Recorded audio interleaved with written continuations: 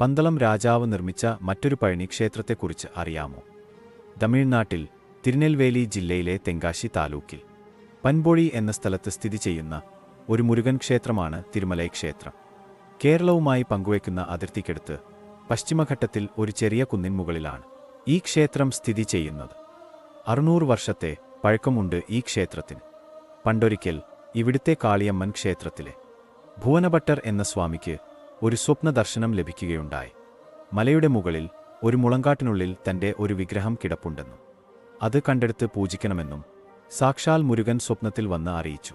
അതേസമയം തന്നെ പന്തളത്തെ രാജാവിനും ഇത്തരത്തിൽ ഒരു സ്വപ്നദർശനം ഉണ്ടായി. സ്വപ്നത്തിൽ മുരുകൻ ഒരു അടയാളം കൂടി പറഞ്ഞിരുന്നു. ആയിരക്കണക്കിന് ഉറുമ്പുകൾ വന്ന് നിങ്ങൾക്ക് വഴികാട്ടിത്തരും.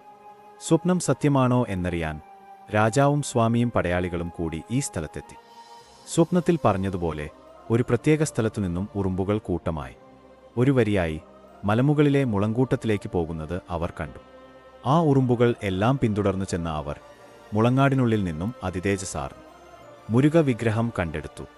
അങ്ങനെയാണ് തിരുമലൈ കുമാരസ്വാമി ഇവിടെ കുടികൊള്ളാൻ തുടങ്ങിയത്. മുരുകസ്വാമിക്ക് വേണ്ടി പന്തള രാജാവ് തന്നെയാണ് ഈ ക്ഷേത്രം പണിതത്. ഇവിടുത്തെ പ്രധാന പ്രതിഷ്ഠ 4 കൈകളുള്ള തിരുമല കുമാരസ്വാമിയാണ്. സാക്ഷാൽ അഗസ്ത്യമുനിക്ക് മുരുകൻ ദർശനം നൽകിയ പുണ്യഭൂമിയാണ് ഇവിടെ. മലമുകളിലെ അഷ്ടപത്മകുളം എന്ന ഈ പുണ്യതീർത്ഥം അഗസ്ത്യമുനി നിർമ്മിച്ചതാണെന്നാണ് വിശ്വാസം. സപ്തകന്യകമാർ ഇവിടെ മുരുകനെ പൂജിച്ചിരുന്നു എന്നും ഐതിഹ്യമുണ്ട്.